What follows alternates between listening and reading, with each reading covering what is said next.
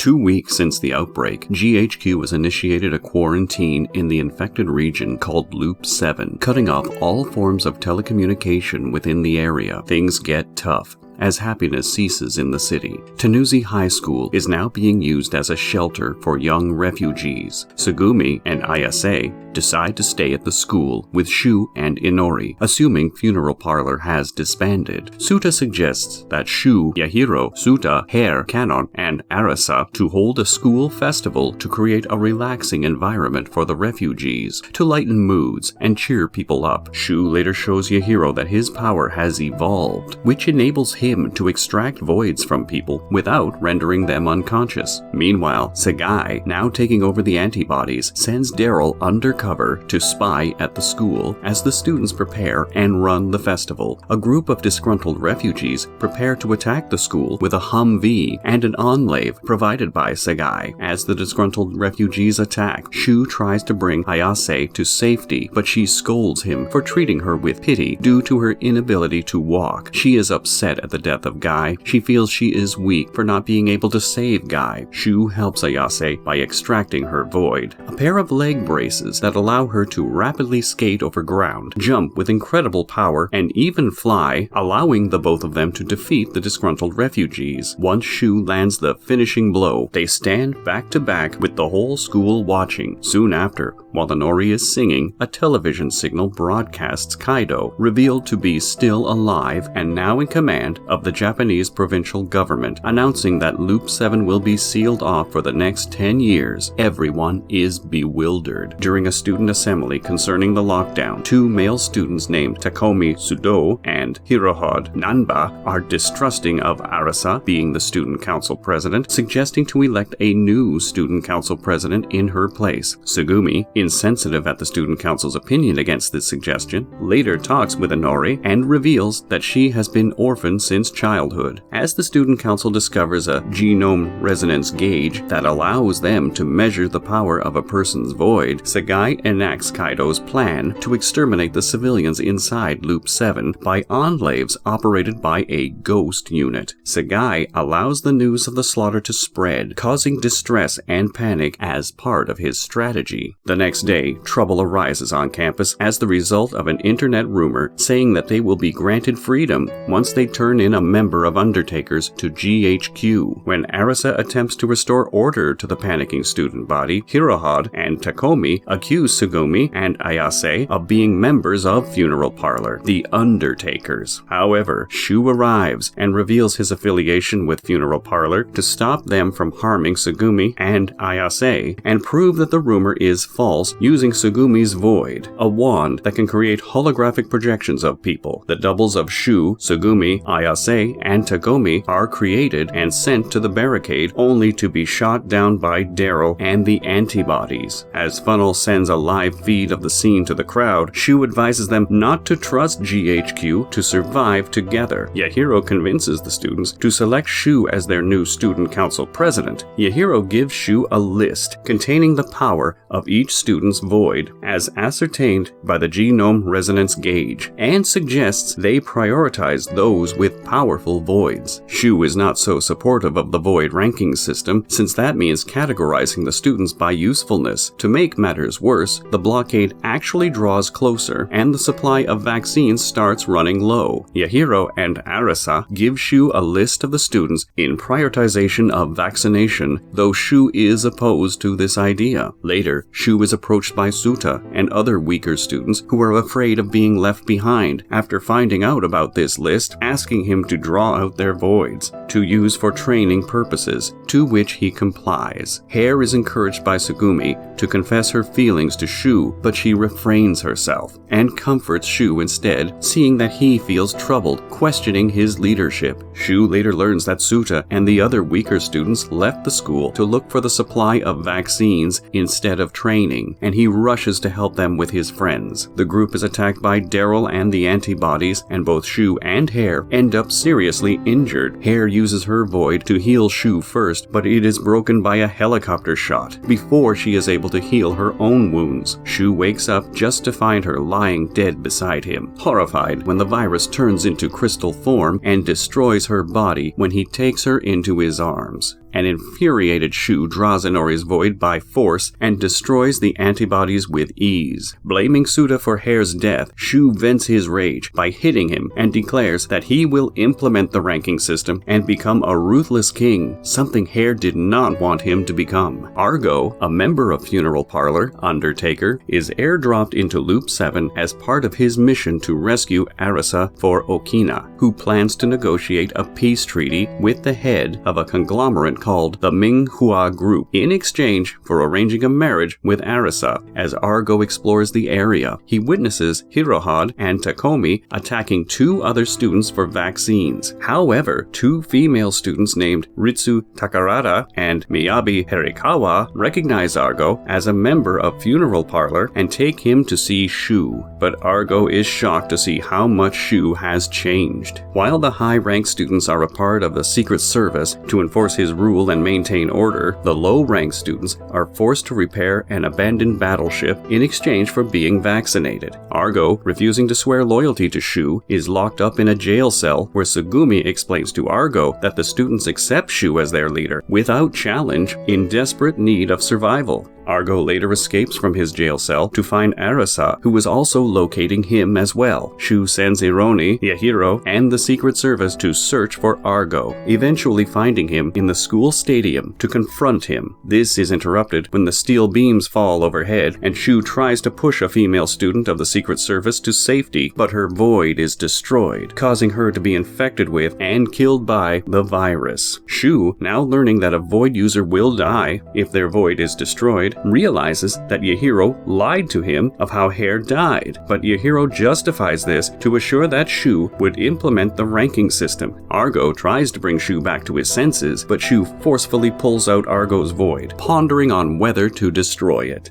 Arisa, who witnesses everything, tries to warn everyone of the truth about voids using the broadcast room, but she is stopped by Inori, who gives a maniacal glee before attacking her. With the rescue mission a failure, the head of the Minghua Group cancels his help but advises Okina to leave Japan, as a large naval fleet is on its way. Meanwhile, at GHQ headquarters, Kaido and Haruka resurrects Guy. Shu continues his ruthless behavior, which brings some concern to the students, but Shu chooses to act this way to avenge Hare's death. Arisa, traumatized after being attacked by Inori, is contacted by an unknown individual who convinces her to turn the students against Shu. Arisa seduces Hirohode and convinces him to have Takomi secretly spread the resentful rumor to the students regarding their impending deaths from the potential destruction of their voids, something Shu neglected to mention. Yahiro, after speaking with Arisa, goes to tell Shu that Inori should be punished for being the one who attacked Arisa. However, Shu views Yahiro as a hypocrite and exiles him from the Secret Service. The students later commence Operation Exodus, attacking the ghost unit enclaves guarding Tokyo Tower, while Shu manages to reach Tokyo Tower and blow up its supercomputer, deactivating the enclaves and causing the tower to fall into the barricade. As the students escape through the barricade, Arisa and the students turn on Shu. However, a GHQ enclave unit led by Guy attacks them, in which Guy cuts off Shu's arm and takes the void genome onto himself, leaving Shu in agonizing pain. At the United Nations headquarters, the world leaders learn that Kaido has covered up the true events taking place in Japan. With GHQ unable to be trusted, the majority of the United Nations vote to destroy Japan to stop the virus. A United Nations stealth bomber attempts to bomb the students, but Guy extracts voids from Hirohide, Takomi, and Ritsu as sacrifices to destroy the plane. After Guy kills a maddened Miyabi by destroying her void, Guy orders Ayase, Sugumi, and Argo to join him or die. But Daryl intervenes and blames Guy for making him kill his father. In the confusion of Daryl's insubordination, Inori escapes with Shu, while Ayase, Sugumi, and Argo escape on their own, and Arisa defends Guy before escaping as well to join the antibodies. the United Nations naval fleet sent to destroy Japan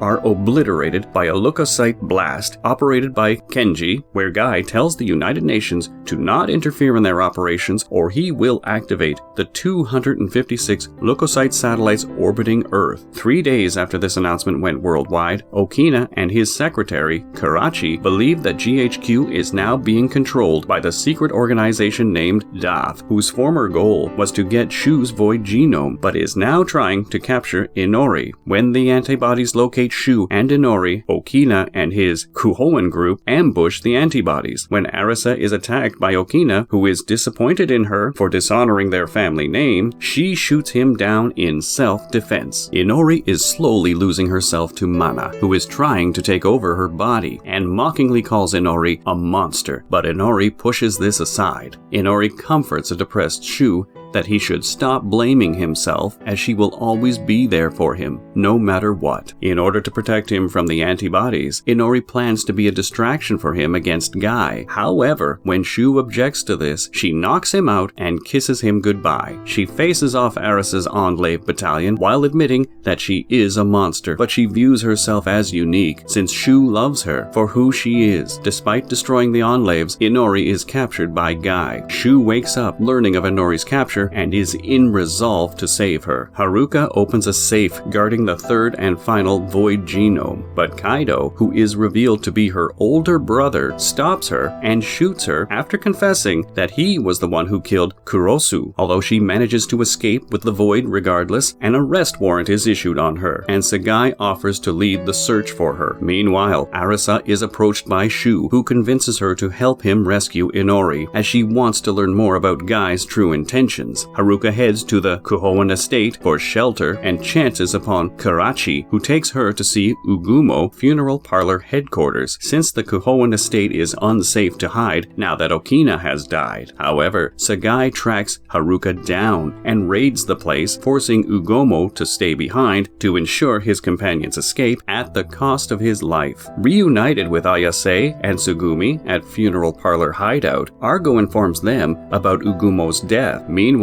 Shubunji is brought before Guy and expresses anger towards the ruthless individual he has become. As Haruka explains to Ayase that the void genome might reject one's body if injected, Sagai attacks their hideout. Shu finds out his friends are in danger and leaves Arisa to help them. Ayase convinces Haruka to inject the void genome into her, but Sagai prevents that from happening. Both Sagai and Ayase fight for the vial until it rolls over to Shu. Haruka urges him not to use the vial, but he thanks her for her concern and injects the void genome into his body. Shu reveals his own void, a crystallized arm that replaces his lost one, and has the power to gather the strengths and weaknesses of other people's voids. By using the power of his friend's voids, Shu defeats Sagai's enclaves and kills Sagai himself. However, everyone finds out that Shu not only absorbs Suta's void, but also his viral infection as well. At GHQ headquarters, Guy makes a worldwide announcement that the leukocyte will destroy the world on December 25th. The remnants of Funeral Parlor, the Kuhoan group, and Tanuzi High School students escape Japan on a ship, where Shibunji, released by Guy, gives Shu a journal written by Kuruso detailing the history of the apocalypse virus. In 2013, Kaido, a college professor researching on genomic resonance, befriended his student, Kurosu, who was interested in his research. In 2017, Kurosu married his college sweetheart named Seiko Shiju, moving in with her after she became pregnant with Mana. In 2022, a meteorite crashed on Earth, first discovered by Mana and Seiko. In 2023, Kaido and Kurosu discovered a virus inside the meteorite, which reacted when the genomic resonance was used, meaning Mana and Seiko were infected. Yu, the representative of Doth, offered to help them with their research, believing that the virus will start the apocalypse. Yu ordered Kuroso to disallow Seiko to have an abortion during her pregnancy with Shu, since Mana chose Shu as her mate to start a new race after the apocalypse. But after Seiko died by the virus after childhood, a grieving Kuroso refused to work with Doth anymore. Kaido later joined Doth by helping them find a more suitable mate for Mana by experimenting on children with the apocalypse virus. In 2028, Kurosu, who have since kept busy on finding a cure for the virus, fell in love with his new assistant, Haruka, who also took care of Kurosu and his children, eventually marrying him. At the same time, Kaido adopted Guy, who was a victim of child trafficking, but subjected him in the experiments, eventually leading Guy to run away and encounter Shu and Mana on the beach. In 2029, on the day of the Lost Christmas incident, Kaido became bitter and jealous after learning that Kurosu managed to find a cure for the virus by creating the Void Genome, but wanted to keep the burden of creating it on himself. When Kurosu caught Kaido in his office, Kaido killed Kurosu and stole his research before Haruka found her husband's body. In the present, Haruka reveals that Mana was able to enter Inori's body during the second outbreak and slowly took control of her because the voids that Shu has been extracting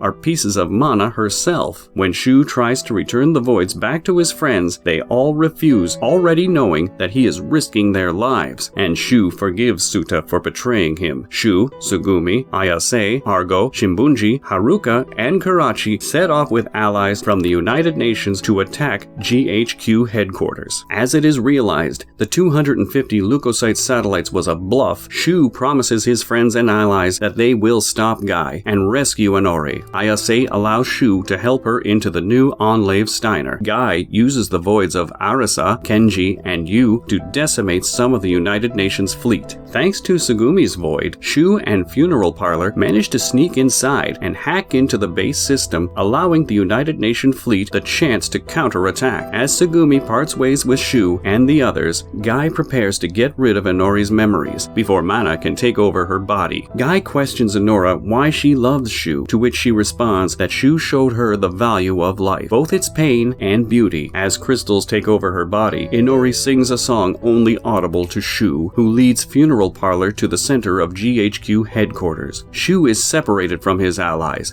and is confronted by Yu, while Funeral Parlor faces against Enclave, led by Daryl, who now operates the new model Enclave Gespinst. Yu, revealing that he is actually an embodiment of the will of Doth, is impressed on how far Shu has gone and offers him to become Mana's mate, but Shu refuses. Yu uses the voids of his followers to attack Shu, lamenting on how Shu squandered his chances to restart the human race, all because of Inori, described as a doll. However, she tells Yu that Inori is a human being who was always there when he was down, vowing to rescue her. Defeated, Yu allows Shu to meet Inori before disappearing. Shu confronts Guy, who reveals Inori has finally transformed into Mana.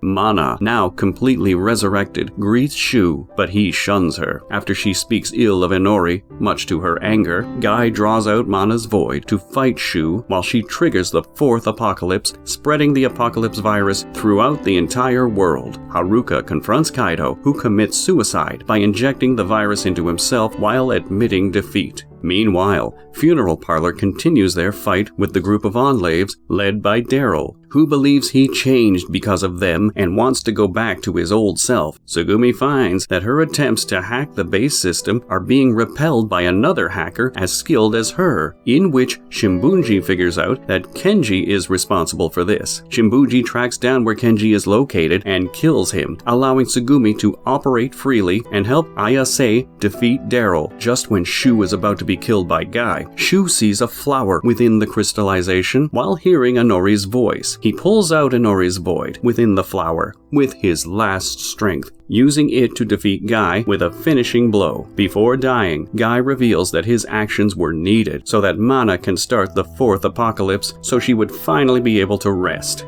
Otherwise, she would always be resurrected by Doth. Shu recovers the Void Genome that Guy stole from him, using its power to stop the fourth apocalypse from happening. Shu uses his Void to draw in all his friends' Voids to cure them of the virus, slowly being consumed by the virus, but Inori sacrifices herself to save Shu's life. Ayase, Tsugumi, Argo, Shimbunji, Arasa, Daryl, Haruka, and Karachi manage to escape GHQ headquarters before it collapses. Some years later, Tokyo is finally rebuilt, and Shu, now visually impaired with a mechanical prosthetic right arm, celebrates Hare's birthday with Ayase, Tsugumi, Yahiro, Suta, and Kanon. Shu later sits on a bench beside a lake to hear one of Inori's songs while reminiscing about his days with her. Kindly like this video and subscribe to our channel so that we can bring you more recaps like this and more. For now, take care and stay safe.